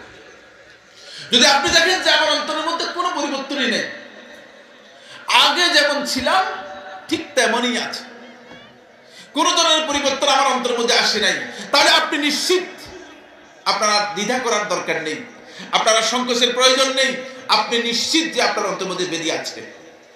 ব্যাধি থাকলে আপনার অন্তরে কি করতে হবে? ট্রিটমেন্ট লাগবে কি লাগবে না? একটু আওয়াজ করে বলে, লাগবে কি লাগবে না? এখন ট্রিটমেন্ট লাগবে। বুঝা যাচ্ছে যে ব্যাধি আছে, ব্যাধি আছে। ব্যাধি না থাকলে মজলিস ও জিকিরের মজলিসে মানুষগুলো অবশ্যই রহমতের জায়গায় এই মানুষগুলো তাদের অন্তর দিয়ে বসতে পারত। একজনকে দেখা যাচ্ছে উঠে যাচ্ছে, আরেকজনকে দেখা যাচ্ছে কথা বলছে, আরেকজনকে দেখা যাচ্ছে তিনি যেদিকে মন চাচ্ছে সে অন্য চিন্তার মধ্যে আছে। এর কারণ কি? কারণ হচ্ছে একটাই, সেটা হলো এই যে মজলিস ও জিকিরের আদব, শিষ্টাচার, মজলিস ও জিকির থেকে কিছু নেওয়ার যে ইচ্ছা, সেই ইচ্ছাটুকু নেই। মনে করছেন যে আলহামদুলিল্লাহ আসলাম, বসলাম, দেখলাম, ঘুরলাম। তবে শুধু বসে থাকলেও লাভ আছে কিনা? শুধু বসে থাকলেও কি আছে? এই জায়গার মধ্যে যিনি বসতে পেরেছেন তার লাভ আছে। সহিহ বুখারীর রাওয়ায়াতের মধ্যে এসেছে রাসূলুল্লাহ সাল্লাল্লাহু আলাইহি ওয়াসাল্লাম ইরশাদ করেন, আল্লাহ রাব্বুল আলামিন একেবারে শেষ পর্যায়ে যখন এই মজলিস ও জিকিরে যারা জিকিরে অংশগ্রহণ করেছে তাদেরকে বলবেন, ইযহাবু মাগফুরান লাকুম, তোমরা চলে যাও, তোমাদের সবাইকে আমি ক্ষমা করে দিলাম। তখন ফেরেশতাদের মধ্যে কেউ কেউ আপত্তি করবে। ফেরেশতাদের মধ্যে একজন বলবে, আল্লাহ, ওই বেটা একজন দেখলাম যে সে তো আসলে মজলিসে আসে নাই, শোনার জন্য আসে নাই, এখানে যে জিলাপি বাজতেছে জিলাপির জন্য আসছে, বাজার করার জন্য আসছে, তো দেখছে যে কি ব্যাপার, এখানে কি হয়, একটু দেখে যাই। অনেকটা বিনোদনের জন্য এসে বসে গিয়েছে, মাহফিলের উদ্দেশ্যে, জিকিরের উদ্দেশ্যে, জ্ঞান অন্বেষণের উদ্দেশ্যে, তালাবুল ইলমের উদ্দেশ্যে এখানে আসে নাই, মজলিসে এমনি বসছে তাদের সাথে। তখন আল্লাহ রাব্বুল আলামিন বলবেন, লা ইয়াশকা জালিসুহুম, এদের সাথে বসবে যে ব্যক্তি, সে ব্যক্তিও হতভাগা হবে না, দুর্ভাগা হবে না, তাকেও আমি ক্ষমা করে দেব। সুবহানাল্লাহ, তাকেও আমি ক্ষমা করে দেব। শেখ ইবনে উসাইমিন রাহিমাহুল্লাহ তাআলা তার দার্সের মধ্যে একটি ঘটনা বর্ণিত আছে। শেখ রহমতুল্লাহ আলাইহি মসজিদে দার্স দিচ্ছেন। দার্স দেওয়ার সময় শেখ লোকদেরকে প্রশ্ন করেন, কারণ মজলিসের মধ্যে প্রশ্ন না করলে লোকেরা কি বুঝলো এটা বোঝা যায় না। এই জন্য শেখ রহমতুল্লাহ আলাইহি প্রশ্ন করতেন, একজন করে এবার প্রশ্ন করতেন। তো একজনকে প্রশ্ন করলো, একজন বৃদ্ধ মানুষ বসে আছে মজলিসের মধ্যে, বলে যে তুমি কি বুঝছো, তুমি কি বুঝলা আমি যে বললাম? শেখ রহমতুল্লাহ আলাইহি অনেক বড় ফাকিহ ছিলেন, মুজতাহিদ ছিলেন। এই যুগে আমার চোখে দেখা মুজতাহিদের মধ্যে একজন ছিলেন শেখ রহমতুল্লাহ আলাইহি, অনেক বড় মুজতাহিদ ছিলেন। তো বললো যে তুমি কি বুঝছো, তুমি কিছু বুঝেছো কিনা, কি বুঝলা তুমি? দাঁড়িয়ে বললো যে শেখ আমি কিচ্ছু বুঝি রে, কিছু বুঝি রে। তখন শেখ বললো যে বসে আছো কেন এখানে? তাহলে বলে যে শেখ আমি শুনেছি হাদিসে নাকি আসছে, আমি শুনেছি হাদিসে নাকি আসছে মজলিস ও জিকিরে যদি কেউ বসে থাকে তাহলে আল্লাহ রাব্বুল আলামিন তাকে ক্ষমা করে দেন। আমি ক্ষমার আশায় বসে আছি শেখ। তখন শেখ রহমতুল্লাহ চোখ দিয়ে টপ টপ করে পানি পড়তেছিল, বলতেছিল, আল্লাহ রাসূলের হাদিস আমি পড়িয়েছি ঠিকই, কিন্তু আমি এভাবে রাসূলের হাদিসকে গ্রহণ করতে পারি নাই, তুমি যেভাবে গ্রহণ করতে পেরেছো। আমাদের অন্তরগুলোকে বন্ধুগণ নরম করার জন্য যেতে হবে, অন্তরগুলোকে তৈরি করতে হবে আল্লাহর কথাগুলো, আল্লাহর নির্দেশগুলো যাতে করে গ্রহণ করতে পারে। এই জন্য মজলিস ও জিকিরে আপনি নিজের অন্তরকে তালাশ করবেন, অনুসন্ধান করবেন, দেখবেন আপনার অন্তর কি চায়, এর মধ্যে আপনার অন্তর আছে কিনা। এটা কত নম্বর পয়েন্ট বললাম, খেয়াল আছে কিনা? কত নম্বর? 2 নম্বর। খেয়াল রাখবেন কিন্তু এটা ওই আমি আগে বলেছি, এটা বিনোদনের আলোচনা নয়, বিনোদন করার জন্য আলোচনা করব না, বিনোদনের আলোচনা অন্যরা সবাই করতে পারে, আমি একটি শব্দ নিজের পক্ষ থেকে বানাওয়ার কথা বলি না, হয়তো সালাফদের বক্তব্য অথবা কোরআন এবং হাদিসের বক্তব্যের বাইরে বক্তব্য আমরা দিই না, এটা আমাদের মানহাজের পরিপন্থী। বন্ধুগণ, এরপরে 3 নম্বর জায়গা, এরাও একটা বর্ণনা করতেছে আব্দুল্লাহ ইবনে মাসউদ রাদিয়াল্লাহু আনহু, নিজের পকেটের বক্তব্য নয়, সরাসরি আব্দুল্লাহ ইবনে মাসউদ রাদিয়াল্লাহু আনহু বর্ণনা করতেছি। 3 নম্বর হচ্ছে ইনদাল খালওয়া, যখন আপনি নির্জনে যাবেন, মানুষের দৃষ্টির আড়ালে যাবেন, তখন আপনি আপনার অন্তরকে অনুসন্ধান করবেন, আপনি আপনার অন্তরকে তালাশ করে দেখবেন, আপনি আপনার অন্তরকে খুঁজে দেখবেন যে আপনার অন্তর আল্লাহ তাআলার বাধ্য হচ্ছে কিনা। কারণ মানুষের সামনে আসলে বড় বুজুর্গ হওয়া যায়, মসজিদে আসলে বড় বুজুর্গ সাজা যায়, ঠিক আছে কিনা, দোকানে গেলে বড় সত্যবাদী সাজা যায়, কিন্তু নির্জনে আল্লাহ তাআলা নাফরমানি যদি করে তাহলে বুঝতে হবে সেই ব্যক্তি তার অন্তরের মধ্যে কি আছে, ত্রুটি আছে। এই জন্য নির্জনতা খুবই গুরুত্বপূর্ণ। আমার বন্ধুগণ, কোন অপরাধ অন্যায় যদি কোনো ব্যক্তি প্রকাশ্যে করে তাহলে দুনিয়ার মানুষ তাকে মনে করবে যে এই লোকটা খারাপ লোক, কিন্তু প্রকাশ্যে বুজুর্গ সেজে, প্রকাশ্যে আল্লাহওয়ালা সেজে, প্রকাশ্যে বড় মুরব্বী সেজে, প্রকাশ্যে বড় পীর সেজে, আর গোপনে নির্জনে মানুষের দৃষ্টির আড়ালে আল্লাহ তাআলার নাফরমানি করবেন, এটি এত বড় অপরাধ যে আল্লাহ রাব্বুল আলামিন এই কারণে আপনার সমস্ত আমল বরবাদ করে দেবেন। বলেন নাউজুবিল্লাহ। সুনান ইবনে মাজাহ হাদিসের মধ্যে এসেছে, সাওবান রাদিয়াল্লাহু তাআলা বর্ণনা করেন, তিনি বলেন রাসূলুল্লাহ সাল্লাল্লাহু আলাইহি ওয়াসাল্লাম ইরশাদ করেছেন, কিয়ামতের দিন একদল লোক উঠবে, যারা হাশরের ময়দানে উঠবে বিশাল নেক আমল নিয়ে। রাসূলুল্লাহ সাল্লাল্লাহু আলাইহি ওয়াসাল্লাম উদাহরণ দিয়েছেন কাজিবাল তিহামা, তিহামার বড় বড় যেই পাহাড়গুলো আছে, এই পাহাড়ের মতো বড় বড় পাহাড় পরিমাণ আমল নিয়ে, নেক আমল নিয়ে তারা উঠবে কিয়ামতের দিন হাশরের ময়দানে। আল্লাহ রাব্বুল আলামিন তাদের সমস্ত আমলগুলো বাতিল করে দিবেন। তখন সাহাবী সাওবান রাদিয়াল্লাহু তাআলা আনহু আল্লাহ রাসূল সাল্লাল্লাহু আলাইহি ওয়াসাল্লাম আযাদকৃত গোলাম, তিনি প্রশ্ন করলেন, হে আল্লাহ রাসূল সাল্লাল্লাহু আলাইহি ওয়াসাল্লাম, সিফহুম লানা, তাদের বর্ণনা দিন আমাদের কাছে, কেন আল্লাহ রাব্বুল আলামিন তাদের সমস্ত নেক আমলগুলোকে বরবাদ করে দেবে, সমস্ত নেক আমলগুলোকে আল্লাহ তাআলা বাতিল করে দিবেন, একটু আমাদেরকে বলুন। বলে যে তারা হচ্ছে আমার উম্মতের ওই সমস্ত লোকেরা যারা প্রকাশ্যে মানুষের সামনে আসলে ভালো কাজ করে, ভালো কিছু করে, কিন্তু যখন নির্জনে যায়, দৃষ্টির আড়ালে যায়, চোখের বাইরে যায়, একান্তে যায়, তখন তারা আমার নাফরমানি করত।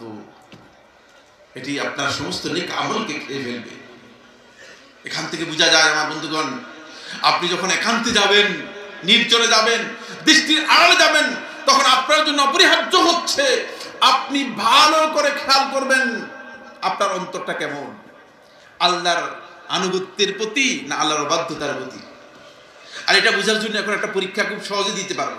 এই যে মোবাইল, অনেককে দেখা যায় যে মাশাআল্লাহ মোবাইলে বিভিন্ন চেটিং করতেছে, হঠাৎ করে আস্তে করে বন্ধ করে ফেলতেছে, হয়তো বাপ এসেছে, হয়তো মা এসেছে, হয়েছে কিনা, হচ্ছে কিনা, অনেক বড় বুজুর্গ, এমনকি আলেম ওলামা যারা মানুষের সামনে বক্তব্য দেয়, আল্লাহ তাআলা তাদেরকে হিদায়াত দান করুন, তারা দেখতেছি যে মানে এইভাবে মোবাইল তাদের নিয়মিত একটা এডিকশনে চলে গিয়েছে, মোবাইলের এডিকশনে চলে গিয়েছে।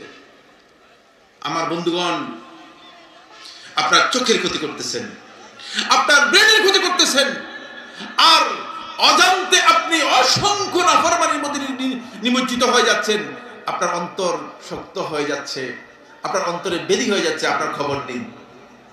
এই জন্য একান্তে আছেন, আপনি দেখতেছেন যে আল্লাহ নাফরমানির মধ্যে যাচ্ছেন কিনা। যদি দেখেন যে মোবাইল ছাড়া চলে না, তাহলে বুঝতে হবে যে আপনি আপনার অন্তরের মধ্যে এডিকশন এসে গিয়েছে। আজকে এই মোবাইলগুলো আমাদের সবচেয়ে বড় ক্ষতি করছে, আমাদের সন্তানদের ক্ষতি করছে, এমনকি বৃদ্ধ মানুষদের পর্যন্ত ক্ষতি করছে।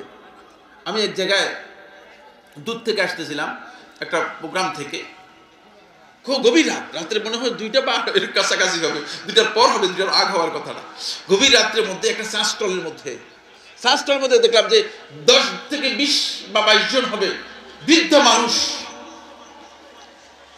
ওই যে ইন্ডিয়ান সিরিয়াল সিনেমা আছে না, কি আমি জানি না, কিচ্ছু আমার জীবনে কোন সিনেমা দেখি না, করতে পারবো না, তো এই দেখি যে সিনেমা দেখাচ্ছে, আর কিভাবে চোখ দিয়ে তাকিয়ে আছে। ইন্না লিল্লাহি ওয়া ইন্না ইলাইহি রাজিউন। আমরা মনে করলাম যে একটু চা খাবো গভীর রাত, তারপর আবার চলে আসবো। তখন আমি চা দোকানদারকে লক্ষ্য করে বললাম, বলে দোকানদার ভাই, আপনি যে একটা ভুল কাজ করতেছেন। কি হুজুর, কি করতেছেন? কাজটা হচ্ছে এই যে বুড়া মানুষদেরকে প্রেম শিক্ষা দিচ্ছেন, এরা তো কোনো কাজে লাগাতে পারবে না। যদি 20 জন জোয়ান নিয়ে আসতেন এখানে বসাতেন, প্রেম শিখাতেন, তাহলে কাজে লাগতো। এই বুড়া মানুষকে কেন প্রেম শিখাচ্ছেন? বুড়ারা আমার দিকে তাকিয়ে আছে। আখলাক এমন এক পর্যায়ে চলে গিয়েছে, অধপতন এমন এক পর্যায়ে চলে গিয়েছে, অবক্ষয় আমাদের জীবনে এমন একটি পর্যায়ে চলে গিয়েছে যে 60 বছরের বৃদ্ধ পর্যন্ত এখন নাটক দেখতেছে, সিনেমা দেখতেছে। আল্লাহ তাআলা আমাদেরকে হিদায়াত দান করুন। কিছুই বুঝলাম না। এরপরে তো টেলিভিশন এখন পকেটে পকেটে হয়ে গিয়েছে, সিনেমা এখন পকেটে পকেটে হয়ে গিয়েছে। ফলে আর এর জন্য এখন আলাদা কাজ করতে হয় না। আমার বন্ধুগণ, নির্জনে মানুষের দৃষ্টির আড়ালে আপনি নিজের অন্তরকে তালাশ করবেন, খোঁজ করবেন যে আপনার অন্তর ঠিক আছে কিনা। যদি বুঝেন যে আমার অন্তর আল্লাহর নাফরমানির দিকে যাচ্ছে না, আল্লাহর নাফরমানি করে না, আল্লাহর নাফরমানি থেকে আমার অন্তর বেঁচে আছে, তাহলে বুঝতে হবে যে আপনার অন্তর ঠিক আছে, এর মধ্যে বেদি নেই। কিন্তু যদি মাঝে মধ্যে দেখে যে আপনি আল্লাহর নাফরমানির মধ্যে নির্দ্বিধায় ঢুকে যান, তাহলে আপনি বুঝবেন যে আপনার অন্তর মধ্যে কি আছে। রোগ কয়টা টেস্ট করলাম? আরেকটি রাওয়াতের মধ্যে এসেছে 4 নম্বর টেস্ট।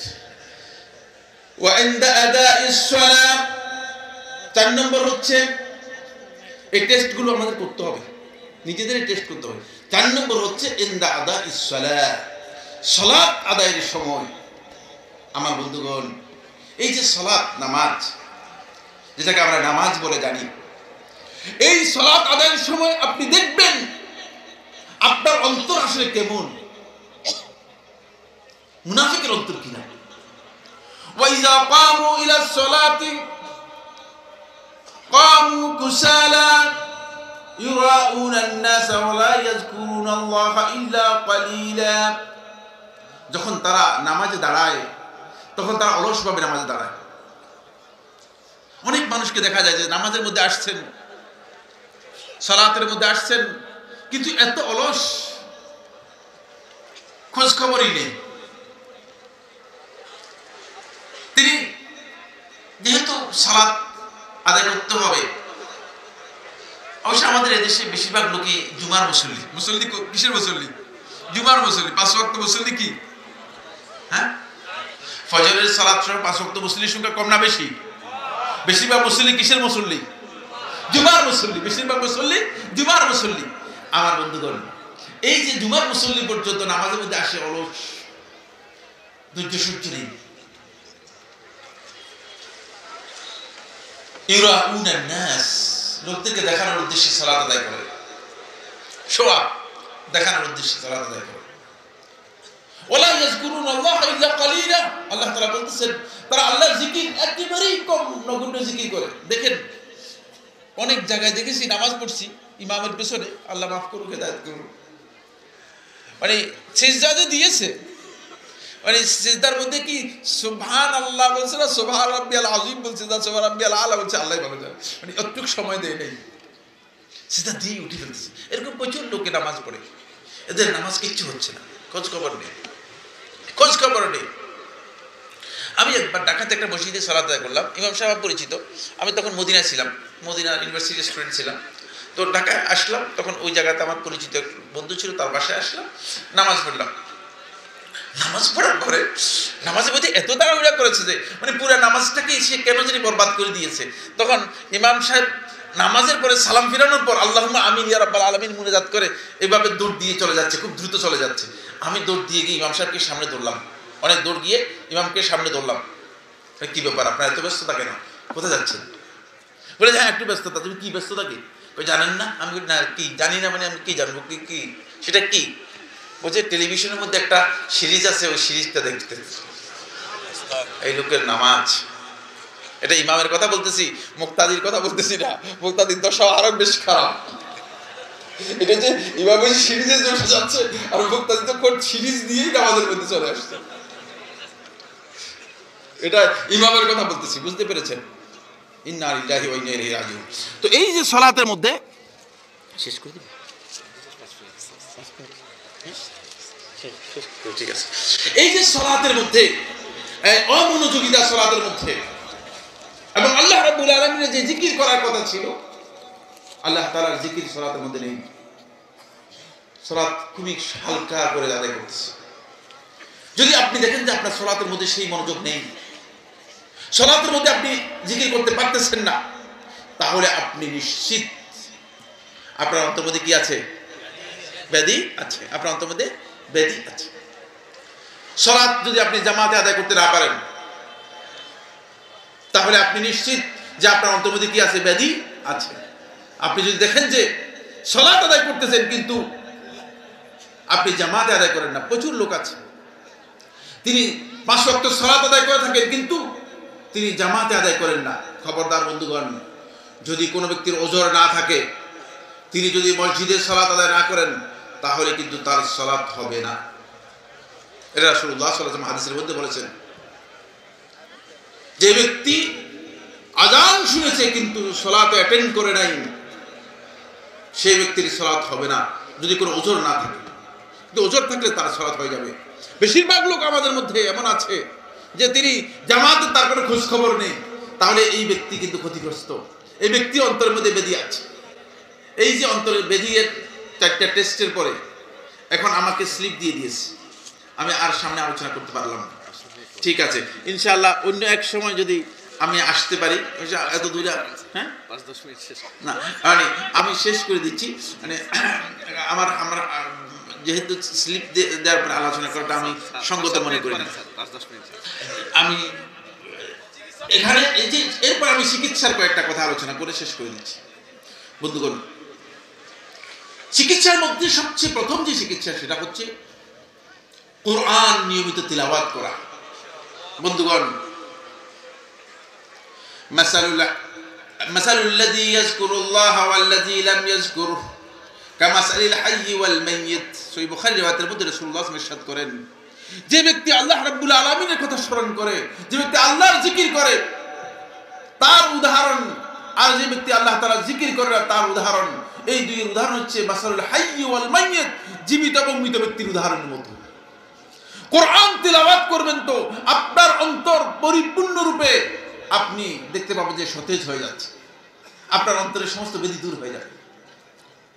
এই আপনাকে নিয়মিত কোরআন তেলাওয়াত করতে হবে। এটা হচ্ছে কোরআন এমন একটি মুজিজা, যেই তেলাওয়াত করবে তার অন্তর পরিচ্ছন্ন পরিষ্কার হয়ে যাবে। এজন্য আমরা বেশি বেশি করে প্রথম কাজ হচ্ছে কোরআন তেলাওয়াত করব। 2 নম্বর কাজ হচ্ছে বন্ধুগণ, আপনি সৎকর্মশীল যারা আছে, সুহবাতুস সালেহিন, সৎকর্মশীলদের সাহায্য, তাদের সহযোগিতা আপনি নেওয়ার জন্য চেষ্টা করবেন, ভালো লোকদের সহযোগিতা নেওয়ার জন্য চেষ্টা করবেন। কারণ তারা আপনাকে হিদায়াতের গাইডেন্স করতে পারবে। তারা আপনাকে কোন জায়গায় গেলে অসুবিধার মধ্যে পড়ে যাবেন, কোন জায়গায় গেলে ফিতনার মধ্যে পড়ে যাবেন, কোন জায়গায় গেলে আপনি বিপর্যস্ত হয়ে যাবেন, কোন পথে গেলে আপনার ঈমান চুরি হয়ে যাবে, কোন পথে গেলে আপনি বড় ক্ষতির মধ্যে পড়ে যাবেন, এই জায়গা দেখাতে পারবে। তারা হচ্ছে ওই সৎকর্মশীল লোকেরা। এই জন্য আল্লাহ সুবহানাহু ওয়া তাআলা কোরআনে তাদের পরিচয় করে এভাবে বলতেছেন, কুনু মা'আস সাদিকিন। ঈমানদারদেরকে আল্লাহ তাআলা লক্ষ্য করে বলতেছেন, কুনু মা'আস সাদিকিন, তোমরা সত্যবাদীদের সাথে হও।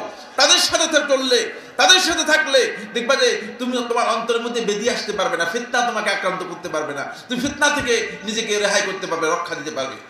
আমার বন্ধুগণ, আমাদের অনেক লোক আছে, দেখা যাচ্ছে যে আজকে যুবকদেরকে সবচেয়ে বড় ক্ষতিগ্রস্ত করতেছে এই রোগ। সেটা হলো যুবকদেরকে আলেমদের থেকে বিচ্ছিন্ন করে কিছু সংখ্যক ভাইরাল বক্তা, আলোচক, সো কল্ড স্কলারের দিকে নিয়ে যাচ্ছে, এবং এমন ভুল ইনফরমেশন তাদেরকে দিচ্ছে, কিছু উত্তেজনামূলক বক্তব্য দিয়ে তাদেরকে মিসগাইড করার জন্য চেষ্টা করা হচ্ছে। এগুলো আমরা দেখছি, কিন্তু আমাদের করার নেই। তার কারণ হচ্ছে আপনারা দৌড়াচ্ছেন, যেহেতু হেমিরানের বাসিওয়ালার মতো আপনাদের অবস্থান, আপনারা মনে করছেন যে এই ব্যক্তির পেছনে যদি চলে যাই তাহলে হেদায়েত পেয়ে যাবো। কিন্তু হেদায়েত আমার বন্ধুগণ কোরআন এবং সুন্নাহ ছাড়া আর কোথাও নেই। কোরআন এবং সুন্নাহর বাইরে হেদায়েত নেই। কোন ব্যক্তিকে হেদায়েত দেওয়ার ক্ষমতা রাখে না। এই জন্য ব্যক্তি এই পূজা থেকে বেরিয়ে এসে কোরআন এবং সুন্নাহর নির্ভেজাল অনুসরণে আমাদেরকে আসতে হবে। তাহলে আপনি দেখবেন যে সেখানে হেদায়েত পেয়ে যাবেন। অন্যথায় হেদায়েত পাবেন না। 3 নম্বর যে পয়েন্টটি, সেটা হচ্ছে আল্লাহ তাআলার নফল ইবাদতগুলো আমাদের মধ্যে বাড়াতে হবে। বন্ধুগণ, নফল ইবাদতগুলো বাড়াতে হবে। আল্লাহর বান্দারা যদি নফল ইবাদত না করে, তাহলে আল্লাহ তাআলার ভালোবাসা তারা অর্জন করতে পারবে না। আল্লাহর ভালোবাসা অর্জন করতে হলে নফল ইবাদত বৃদ্ধি করতে হবে। তাহলে নফল ইবাদতের মাধ্যমে আপনার অন্তরটা পরিচ্ছন্ন হবে, পরিষ্কার হবে। আমাদের অনেক ভাই আছেন শুধুমাত্র ফরজের মধ্যে সীমাবদ্ধ। কোনো সন্দেহ নেই, ফরজ আল্লাহ তাআলার কাছে অত্যন্ত প্রিয় ইবাদত। আল্লাহ তাআলা হাদিসে কুদসির মধ্যে বলেছেন, কিন্তু ওই হাদিসের মধ্যে আল্লাহ তাআলা বলেছেন, ওয়ালা ইয়াজালু আবদি ইয়াতাকাররাবু ইলাইয়া বিন-নওয়াফিল হাত্তা উহিব্বাহু। আল্লাহ তাআলা বলতেছেন, আমার বান্দা নফল ইবাদতের মাধ্যমে আমার নৈকট্য লাভ করতে থাকবে, নৈকট্য লাভ করতে থাকবে। এক পর্যায়ে আমি তাকে ভালোবাসব, এক পর্যায়ে আমার ভালোবাসা সে পেয়ে যাবে, আমি নিজেই তাকে ভালোবাসব। আপনি তখন দেখবেন যে আল্লাহ রাব্বুল আলামিনের ভালোবাসা আপনার অন্তরকে প্রসন্ন করে দিয়েছে। আপনি সেখান থেকে কি করতে পারবেন? সেখান থেকে মুক্তি লাভ করতে পারবেন। এই জন্য বেশি বেশি নফল ইবাদত করবেন। 4 নম্বর যে পয়েন্টটি, সেটা হলো নবী সাল্লাল্লাহু আলাইহি ওয়াসাল্লামের সুন্নাহর অনুসরণটাকে অগ্রাধিকার দেবেন।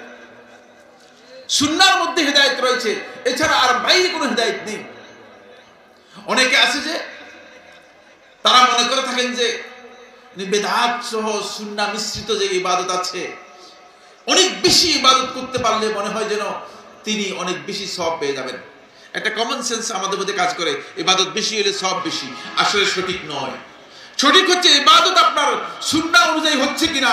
যদি আপনার ইবাদত সুন্নাহ অনুযায়ী হয় তাহলে সওয়াব বেশি, আর আপনার ইবাদত যদি সুন্নাহ অনুযায়ী না হয় তাহলে এর মধ্যে কি নেই? সওয়াব নেই, এর মধ্যে সওয়াব নেই। এটা আপনাকে নিশ্চিত হতে হবে। এই জন্য নবী সাল্লাল্লাহু আলাইহি ওয়াসাল্লামের সুন্নাহটাকে আঁকড়ে ধরার জন্য সর্বাবস্থায় আপনি চেষ্টা করবেন। তার 5 নম্বর শেষ পয়েন্টে আলোচনা করে শেষ করব, সেটা হচ্ছে বন্ধুগণ, আবু যর রাদিয়াল্লাহু তাআলা আনহু এবং আবু দারদা রাদিয়াল্লাহু তাআলা দুইজনের রওয়ায়াতে এসেছে, রাসূলুল্লাহ সাল্লাল্লাহু আলাইহি ওয়াসাল্লামকে বলছেন, আউসনি ইয়া রাসূলুল্লাহ, হে আল্লাহর রাসূল সাল্লাল্লাহু আলাইহি ওয়াসাল্লাম, আমাকে ওসিয়ত করুন, আমাকে একটু উপদেশ দিন। তখন রাসূলুল্লাহ সাল্লাল্লাহু আলাইহি ওয়াসাল্লাম বলেছেন, ইত্তাকিল্লাহ হাইসুমা কুনত, ইত্তাকিল্লাহ হাইসুমা কুনত। তুমি যেখানেই থাকো না কেন, তুমি আল্লাহ তাআলাকে ভয় করো, আল্লাহ রাব্বুল আলামিনের তাকওয়া অবলম্বন করো। যেই অবস্থায় থাকো, যেখানেই থাকো, যেই অবস্থায় আছেন সেই অবস্থায় আপনার অন্তরের মধ্যে আল্লাহর ভয়কে জাগ্রত রাখবেন সারাক্ষণ, তাহলে আপনি অপরাধ করতে পারবেন না। আর এটা অনেক কঠিন কাজ, কারণ আমরা মানুষ তো সর্বাবস্থায় আল্লাহ রাব্বুল আলামিনের তাকওয়া অবলম্বন করতে পারবো কিনা? পারবো না, কঠিন। ভুলে আমাদের ভুল হয়ে যাবে। আপনাদের মনে হয় ভুল হয় না, আমার অনেক ভুল হয়ে যায়। আপনাদের হয় না? এখানে ভুল হয় না, অনেক ভুল হয়ে যায় বন্ধুগণ, অনেকের ভুল হয়ে যায়। ইত্তাকিল্লাহ হাইসুমা কুনত, তুমি যেখানেই থাকো না কেন, যে অবস্থায় থাকো না কেন, যে সময় থাকো না কেন, তুমি আল্লাহ রাব্বুল আলামিনকে ভয় করবে হাইসুমা কুনত, যেভাবে আছো। এটা একটু কঠিন হয়ে গেছে। আল্লাহ রাসূল সাল্লাল্লাহু আলাইহি ওয়াসাল্লামের ভাষা দেখেন, খুবই সুন্দর, রিডিউস করতেছেন, একটু হালকা করে দিচ্ছেন, রিডিউস করতেছেন, বলতেছেন ওয়াতবি'is সাইয়্যাতাল হাসানাতা তামহুহা। দ্বিতীয় নম্বর পয়েন্ট হচ্ছে, এটা তোমাদের জন্য সহজ হবে না, কারণ সর্বাবস্থায় তোমরা আল্লাহর ভয়ে ভীতবিহ্বল থেকে, অপরাধ থেকে, অন্যায় থেকে, গুনাহ থেকে বাঁচতে পারবে না। গুনাহ হয়ে যাবে। তো গুনাহ হয়ে গেলে কি করবেন? গুনাহ হয়ে গেলে একটাই করার কাজ, সেটা হচ্ছে ওয়াতবি'is সাইয়্যাতাল হাসানা তামহুহা।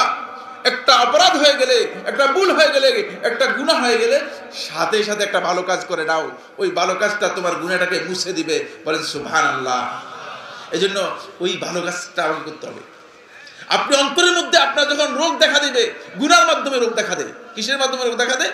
গুনার মাধ্যমে। এটা রিমুভার হচ্ছে ভালো কাজ।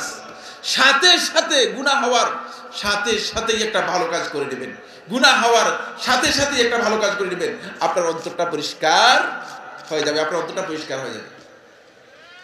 এই কাজটা আল্লাহ নবী সাল্লাল্লাহু আলাইহি ওয়াসাল্লাম, এই পুরো কাজটাকে রাসূলুল্লাহ সাল্লাল্লাহু আলাইহি ওয়াসাল্লাম একটা আলামত দিয়েছেন। ওই ব্যক্তি এই দুটি কাজকে পরিপূর্ণ কমপ্লিটলি আঞ্জাম দিতে পারবে। এটা হলো 3 নম্বর পয়েন্ট। যেই ব্যক্তি সর্বাবস্থায় আল্লাহকে ভয় করবে এবং গুনাহ হওয়ার সাথে সাথে রিমুভ করে ফেলবে, এটাকে মুছে দিবে, সেই ব্যক্তির কাজ হচ্ছে ওয়া খালিকিন নাস বিখুলুকিন হাসান, মানুষের সাথে সবসময় ব্যবহারটা ভালো করবা। আপনার ব্যবহারটা ভালো হলেই আপনি বুঝতে পারবেন যে আপনার অন্তর সতেজ, অন্তরের রোগ কি হয়ে যাচ্ছে, রোগ মিটে যাচ্ছে। আজকে দুর্ভাগ্যের বিষয়, আমাদের অন্তরগুলোর মধ্যে বেদি এমন ভাবে হয়ে গিয়েছে যে আমরা শুধুমাত্র আলেম ওলামাদের কথাই বলি। আলেম ওলামাদের মধ্যে কিছু সমস্যা আছে কি নাই? না, আপনারা বলছেন নাই, আছে। এমন অবস্থা হয়ে যাচ্ছে যে আমরা কাকে কি বলবো, কিভাবে বলবো, কার সাথে কি আচরণ করতে হয়, এই বিষয়গুলো এত সংকীর্ণতা আমাদের মধ্যে কাজ করতেছে, কোথাও কোনো জায়গা নেই। অন্তরকে এইভাবে করে ফেলেছেন। একটু ব্রাড করুন, একটু উদারতায় আসুন। আল্লাহ নবী সাল্লাল্লাহু আলাইহি ওয়াসাল্লাম উদারতার জন্য দোয়া করেছেন, রাহিমাল্লাহু মান, আল্লাহ তাআলা ওই ব্যক্তির উপর রহম করুন। সামহান ইজা বা, যখন বেচাকেনা করে তখন উদারতা দেখায়, যখন লেনদেন করে উদারতা দেখায়, যখন ঋণ দেয় উদারতা দেখায়, যখন কোনো কিছু ক্রয় করে উদারতা দেখায়, যখন ঋণ লোকের কাছ থেকে গ্রহণ করে উদারতা দেখায়। কোথায় আমাদের উদারতা? কোথায় আমাদের উদারতা? আমরা যদি নিজেদেরকে নিজেরাই সহ্য করতে না পারি, তাহলে আমরা কি অন্য মানুষের কাছে প্রশংসিত হতে পারবো? ওয়াখালিকিন নাস বিখুলুকিন হাসান, মানুষের সাথে আপনি আচরণ করুন উত্তম ব্যবহারের মাধ্যমে, উত্তম আচরণের মাধ্যমে, তাহলে দেখবেন যে আপনি দুনিয়ার মানুষের কাছে ভালোবাসা পাবেন এবং আল্লাহ তাআলার ভালোবাসা পেয়ে যাবেন। কারণ এই দুনিয়ার মানুষের ভালোবাসার সাথে আল্লাহর ভালোবাসা জড়িত আছে। আল্লাহ রাব্বুল আলামিন তাকে ভালোবাসেন। আল্লাহ রাব্বুল আলামিন আসমানের প্রথম সপ্তম আসমানে বলেন যে আমি অমুককে ভালোবাসি, তোমরা তাকে ভালোবাসো। তার পরবর্তী আসমানে বলে যে আমি অমুককে ভালোবাসি, তোমরা তাকে ভালোবাসো। এভাবে বলতে বলতে আল্লাহ সুবহানাহু ওয়া তাআলা দুনিয়াবাসীকে খেতাব করে বলেন, হে দুনিয়াবাসী, আমি অমুককে ভালোবাসো, তোমরা তাকে ভালোবাসো। সুতরাং আল্লাহ তাআলার ভালোবাসা যদি পেতে হয়, আমার বন্ধুগণ, নিজেদের আচরণটাকে সুন্দর করার জন্য চেষ্টা করুন, নিজেদের ব্যবহারটাকে, আখলাকটাকে সুন্দর করার জন্য চেষ্টা করুন। রাসূলুল্লাহ সাল্লাল্লাহু আলাইহি ওয়াসাল্লামকে এই কারণেই আমাদেরকে অনুসরণ করতে বলা হয়েছে, লাকাদ কানা লাকুম ফি রাসূলিল্লাহি উসওয়াতুন হাসানাহ, আল্লাহ রাসূলের মধ্যে তোমাদের উত্তম আদর্শ রয়েছে। কিন্তু দুর্ভাগ্যের বিষয়, আমরা শুধু ওয়াজের মধ্যে রয়ে গেছি। কোথায় রয়ে গিয়েছি? আলোচনার মধ্যে রয়ে গেছি, বক্তব্যের মধ্যে রয়ে গেছি। নিজের মধ্যে পরিবর্তন আনার চেষ্টা করি। আল্লাহ তাআলা আমাদের সবাইকে আমাদের অন্তরগুলো যেন আমরা পরিশুদ্ধ করতে পারি, সে তৌফিক দান করুন, বলুন আমিন। আল্লাহ সুবহানাহু ওয়া তাআলা আমাদের সবাইকে দ্বীনের উপর অবিচলতা দান করুন, বলুন আমিন। আমার বন্ধুগণ, কোন ব্যক্তির অন্তর যখন শুদ্ধ হয়ে যাবে, রাসূলুল্লাহ সাল্লাল্লাহু আলাইহি ওয়াসাল্লাম বলেছেন যে আলা ইন্না ফিল জাসাদি মুদগাহ, জেনে রাখো তোমাদের শরীরের মধ্যে একটা গোশতপিণ্ড আছে। ইজা সালুহাত, যখন এটা পরিশুদ্ধ হয়ে যায়, পরিশীলিত হয়ে যায়, পরিমার্জিত হয়ে যায়, ভালো হয়ে যায়, সালুহাল জাসাদু কুল্লুহু, গোটা দেহটা তোমার ভালো হয়ে যাবে। চোখ ভালো হয়ে যাবে, কান ভালো হয়ে যাবে, মুখ ভালো হয়ে যাবে, হাত ভালো হয়ে যাবে, পা ভালো হয়ে যাবে, অন্তর ভালো হয়ে যাবে, মিজাজ ভালো হয়ে যাবে। ইজা সালুহাত সালুহাল জাসাদু কুল্লুহু ওয়া ইজা ফাসাদাত, আর যদি কোনো কারণে এটা বিপর্যস্ত হয়ে যায়, কোনো কারণে নষ্ট হয়ে যায়, কোনো কারণে যদি পছন্দ হয়ে যায়, সহজ কথায় বললে কোনো কারণে যদি এর মধ্যে পছন্দ হয়ে যায়, ফাসাদাল জাসাদু কুল্লুহু, গোটা দেহটাই কি হয়ে যাবে? পছন্দ হয়ে যাবে, চোখ খারাপ হয়ে যাবে।